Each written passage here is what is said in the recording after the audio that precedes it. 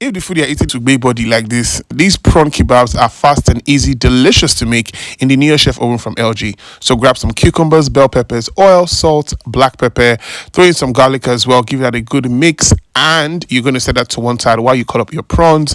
Cut it up into this size so that it cooks faster. Season salt, black pepper, you're going to throw in some turmeric, smoked paprika or regular paprika, some oil, garlic, and yellow habanero sauce. Thread that onto a kebab stick that you have soaked in water so that it doesn't burn when you cook it. Lay that on your oven rack.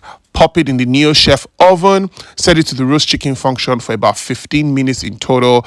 I use 20 minutes just in case. And bring that out and it's ready and delicious. Sprinkle with some spring onions and lemon juice. And this will impress not only you, yourself, your family, even your enemies. Gonna call them to eat. Guys, life is good. Throw it down with your favorite juice, cocktail, whatever, and have a blast, man.